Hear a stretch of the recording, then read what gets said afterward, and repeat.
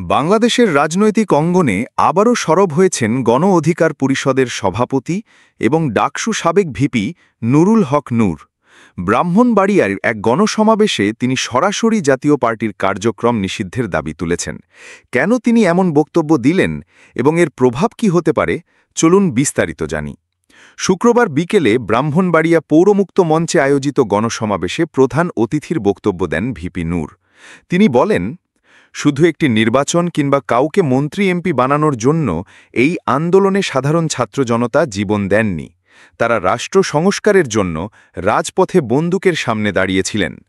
তিনি জাতীয় পার্টিকে আওয়ামী লীগের দোসর আখ্যা দিয়ে বলেন, আগামী জাতীয় নির্বাচনের আগে এই দলের কার্যক্রম নিষিদ্ধ করতে হবে।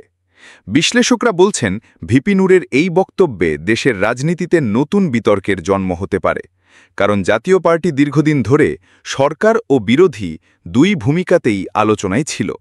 নূরের মতে, গণ অভ্যুত্থানের ১ বছরে দেশের প্রত্যাশিত সংস্কার হয়নি, বরং প্রাপ্তির চেয়ে অপ্রাপ্তিই বেশি। গত ১৬ বছর ধরে আওয়ামী লীগের সঙ্গে শরিক হয়ে জাতীয় পার্টি রাজনীতির মাঠে সক্রিয় ছিল। ভিপি নূর মনে করেন, সেই সমর্থনের কারণেই আওয়ামী লীগের ফ্যাসিবাদ টিকেছিল। তিনি আবারও মনে করিয়ে দিয়েছেন, গণতান্ত্রিক সংস্কার ও রাষ্ট্র পরিবর্তনের দাবিতে ছাত্র জনতা জীবন দিয়েছে। তাই নির্বাচনের আগে সংস্কার বাস্তবায়ন জরুরি।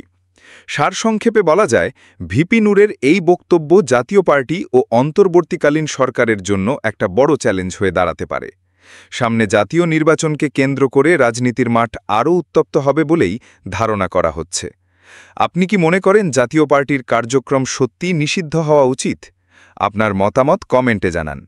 আর প্রতিদিনের সর্বশেষ রাজনৈতিক আপডেট পেতে আমাদের সাথে থাকুন। সাবস্ক্রাইব করুন প্রতিদিন নিউজ 24 চ্যানেল।